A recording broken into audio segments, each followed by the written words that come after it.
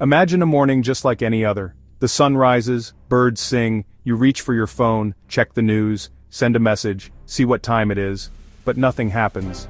The screen is blank, lifeless. It's not just your phone, every computer, every tablet, every smart device across the entire planet. The internet, the vast invisible nervous system of our modern world, has vanished. No warning, no explosion, no alien invasion, just a profound and sudden silence.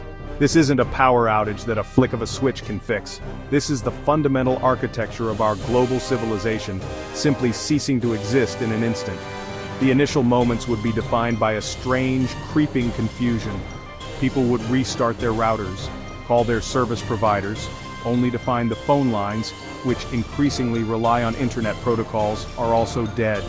The silence would then curdle into a palpable, global panic. The collapse of our daily conveniences would be swift and brutal. A cascade of minor annoyances snowballing into major life-altering disruptions. Think about your morning routine. Your smart alarm doesn't go off. You can't ask your voice assistant for the weather. Forget streaming music while you get ready. The coffee maker with the digital timer remains inert.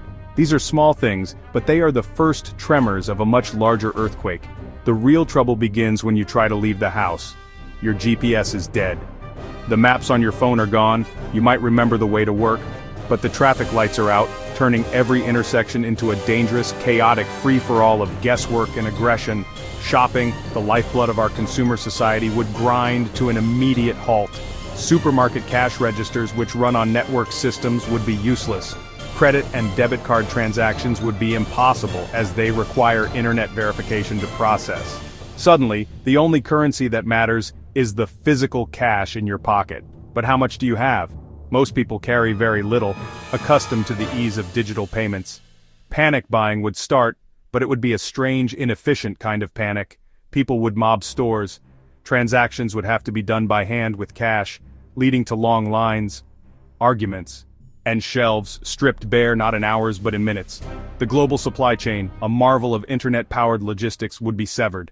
The disappearance of the internet would trigger an economic extinction event, a financial apocalypse, with no easy recovery.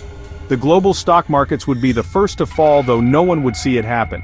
Without the internet, no high-frequency trading, no digital transactions, exchanges in New York, exchanges in London, exchanges in Tokyo, unable to open or communicate. The entire global interconnected financial system would cease. Trillions of dollars in digital holdings, digital assets, stocks, bonds, cryptocurrencies trapped in digital limbo, value becoming theoretical, effectively zero. The world's wealth would be erased. Financial paralysis would trigger a domino effect. Banks couldn't access records, process transactions, or verify balances. ATMs would go dark. Life savings, strings of numbers on vanished servers, gone. Without the ability to move money, businesses couldn't pay their employees or suppliers. Commerce would halt. Internet-native companies, Google, Amazon, Meta, instantly worthless. The social fabric of our world would unravel with shocking speed. The most immediate and personal impact would be the sudden and total loss of instant communication. Text messages, gone. Emails, gone. Video calls, gone. Social media updates, gone. A husband working across town would have no way to tell his wife he is safe. A daughter studying abroad would be completely cut off from her family, a voice lost in the void. This sudden isolation would be a profound psychological shock. We have become a species that is perpetually connected. Our relationships are nurtured through a constant stream of digital interaction. Without it, loneliness would become a pandemic. The vibrant, chaotic, and often toxic world of social media would vanish, leaving a gaping hole. For many, social media platforms are their primary source of community, identity, self-worth. The endless scroll, gone. The likes, gone. The shares, gone. The curated performance of life, gone. This might sound like a relief to some, a global digital detox. But for a generation that grew up online, their social lives are woven into these platforms. The loss would be akin to losing a sense of self. The silence would be deafening. Truly alone with one's thoughts. Relationships would be tested in ways we can't imagine. Friendships maintained long distance would likely fade into memories. Romantic partners separated by geography would have no way to connect, frozen in time. Even local relationships would be strained. How do you organize a get-together without a group chat? How do you check in on a friend without a quick text? We'd have to relearn old ways of communicating, writing letters. The moment the internet disappears, humanity would be plunged into an information blackout, a new dark age. Our primary portal to knowledge, search engines, online encyclopedias, digital archives, news websites, would be sealed shut. Imagine having a question, any question, from what are the symptoms of a heart attack, to how do I fix a leaky faucet, and having, well, no way to find the answer. The sum total of human knowledge, meticulously digitized and made instantly accessible, would basically be lost. We would be left with only what we remember and what is printed on paper in our immediate vicinity. Libraries would become temples of knowledge, their value skyrocketing overnight. The news cycle, which currently operates at the speed of light, would just cease to exist. There would be no breaking news alerts, no live blogs, no 24/7 cable news channels streaming updates from around the globe. Information would once again travel at the speed of a person, a horse, or, if we were lucky, a train. News of an event happening in another country might take weeks or months to reach you, if it ever does. The world would shrink back to the size of your local community. Everything beyond the horizon would become a mystery, a land of rumor and speculation. We would lose our global consciousness, our shared awareness of the events shaping our world. Education would be one of the hardest hit sectors. Schools and universities have become deeply integrated with digital tools. Online learning platforms. The impact on science and medicine would be nothing short of catastrophic, representing a massive leap backward for human health and discovery. Modern medicine is profoundly dependent on the internet for everything from patient care, groundbreaking research. Consider the hospital. Digital health records, which allow doctors to instantly access a patient's entire medical history, allergies, medications, would be gone. This would lead to dangerous guesswork, medication errors, inefficient treatments. Diagnostic imaging like MRIs, CT scans, often sent to specialists in other locations for analysis, could no longer be easily shared. The collaborative, data-driven nature of modern healthcare would crumble. Scientific research, a global endeavor that thrives on collaboration, would be crippled. Scientists across the world work together, sharing data, peer-reviewing studies, building upon each other's work in real time via the internet. Projects like the Human Genome Project global climate modeling efforts would be impossible. The vast repositories of scientific data stored in the cloud would be inaccessible. A researcher in one lab would have no easy way to know what a researcher halfway across the world has just discovered. Scientific progress would slow to a crawl, reverting to the pace of the 19th century when discoveries were shared through printed journals that took months to circulate. The response to any new public health crisis, like a pandemic, would be tragically slow and disorganized. During the COVID-19 pandemic, scientists were able to sequence the virus's genome and share it globally within weeks. The collapse of the internet would trigger a seismic shift in the landscape of global and local power. In the initial chaos, centralized governments would be rendered impotent. Their ability to communicate with their own agencies, to project power, to manage the economy, and to speak to their citizens would evaporate.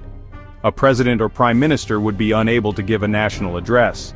The military's high-tech command and control systems reliant on satellite and internet communications would be severely degraded.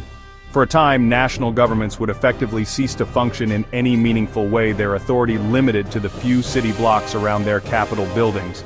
Into this power vacuum, new forms of authority would emerge. Power would become hyper-localized. The individuals or groups who control physical resources, food, fresh water, fuel, weapons, would become the new leaders. A town's mayor, if they can maintain order, might wield more genuine authority than a distant, silent federal government. Local warlords or charismatic strongmen could rise, promising security in exchange for loyalty. The structure of power would revert to a more primitive, almost feudal state control, determined not by law or democratic mandate, but by the ability to provide for and protect a small, isolated community. Internationally, the geopolitical chessboard would be completely upended. The sudden death of the internet would launch the largest and most chaotic environmental experiment in human history, with a mix of devastating and surprisingly positive consequences. The negative impacts would be immediate and stark. The collapse of sophisticated power grids would lead to cascading failures. Without central management, nuclear power plants could become incredibly dangerous.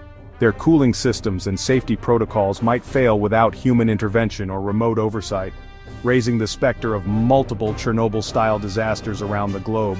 The breakdown of logistics and global supply chains would create massive environmental problems. Without the internet to manage waste disposal and recycling systems, trash would pile up in cities, creating a sanitation crisis and a breeding ground for disease. The inability to monitor pipelines and industrial facilities would lead to unchecked oil spills, chemical leaks, and other environmental catastrophes that would go unnoticed and unaddressed for long periods. The intricate systems we built to manage our industrial world's byproducts would fail, leaving a legacy of pollution that could poison land and water for generations to come, a silent disaster unfolding in the background of the more immediate human crisis. However, amidst the chaos, some surprisingly positive environmental changes would begin to emerge. Carbon emissions would plummet, the skies would clear of airplanes. The constant hum of traffic would fade as fuel becomes scarce. The relentless engine of industrial production and consumerism would be switched off. Rivers might begin to run cleaner as factories stop discharging effluent. The air in major cities, once choked with smog, could become startlingly clear. Nature, relentless and opportunistic, would begin to creep back into the spaces we once dominated. After the initial shock, panic, and collapse, humanity would enter a new phase, adaptation. Survival would depend on rediscovering and rebuilding the skills of an analog world. The first priority: food, water, shelter. People must learn to grow their own food, purify their own water, and repair things themselves. Communities would form around those needs. Farmers, mechanics, doctors, engineers become most valuable. The abstract skills of the digital age would become largely useless, replaced by the tangible ability to make, fix, and grow. Communication would have to be reinvented from scratch. Runners, cyclists, and eventually trains would carry messages between towns. Ham radio operators become vital hubs, their ability to send messages long-distance reconnecting regions. We would see the return of the printed word. People would start local newsletters and newspapers, painstakingly printing them on old presses. A new, much slower information network would form, thread by thread. Innovation would not stop, but it would change direction. Instead of developing new apps or faster processors, people would focus on robust, localized, non-digital technologies. There would be a renaissance in mechanical engineering, developing efficient wood-burning stoves, hand-cranked generators, and water purification systems that don't rely on a power grid. Society would relearn the art of building things to last, to be repaired rather than replaced. This new wave of innovation would be driven by immediate practical needs, a far cry from the consumer-driven tech development of the internet age. It would be an age of ingenuity born from pure necessity. So could humanity survive? The answer is almost certainly yes. We are a resilient and adaptable species. We lived for tens of thousands of years without the internet, and we could learn to do so again. But the world we would inhabit would be unimaginably different. The global population would likely decline dramatically due to famine, disease, and conflict in the initial collapse. The survivors would live in smaller, more isolated communities.